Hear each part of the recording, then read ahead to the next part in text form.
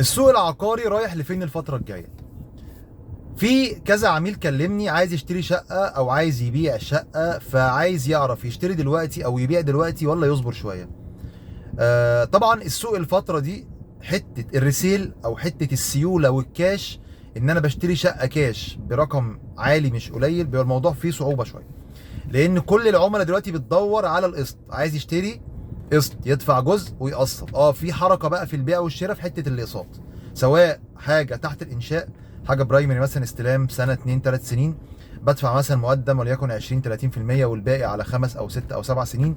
بيكون في حركه شويه في السوق في المشاريع اللي زي كده، سواء كومباوندات، شقق سكنيه، مولات، محلات، بيكون في حركه. فالسوق متحرك في الاقساط، اي حاجه اقساط قسط وبتدفع جزء والباقي على اطول فتره سداد، السوق متحرك كده. طيب حته بقى الريسيل، العميل اللي عنده شقه بيبيعها وعايز سيوله، الموضوع فيه صعوبه دلوقتي شويه. السيوله والكاش بيبقى فيه صعوبه، لان برضو الناس عارضه الشقق باسعار عاليه، هو الراجل عايز يبيع الشقه بسعر ويكسب فيه، وبالتالي العميل عايز يشتري حاجه بسعر معقول، هو امكانياته مش جايبه السعر العالي. فعشان كده بتيجي الصعوبه شويه في حته البيع.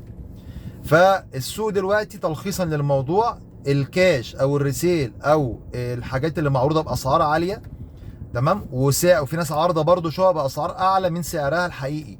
في ناس عارضه أو يعني ملاك او صحاب شقق يعني بيحطوا اسعار عاليه جدا. يا جماعه عايز تبيع، بيع بسعر السوق. ففي الحاله دي بيكون البيع بيكون في صعوبه طبعا، لان السيوله دلوقتي مش متوفره كتير والكاشات مش موجوده كتير. لكن في حركه كبيره في السوق في المشاريع اللي تحت الانشاء او الاستلام قريب، وفيها اقساط مقدمات مش كبيره واقساط على اطول فتره سداد. خلي بالك وانت بتشتري الشقه بتاعتك، اختار مكان مميز جدا، تمام، واشتري بسعر لقطه ومن مطور محترم، عشان لما تيجي تبيع، حتى لو مش هتبيع بسعر عالي قوي زي اللي حواليك، هتبيع بسعر اقل منهم حاجات بسيطه، انت اصلا شاري بسعر قليل وشاري في مكان لقطه، مكان مميز، فلما تيجي تبيع هتبيع ان شاء الله على طول.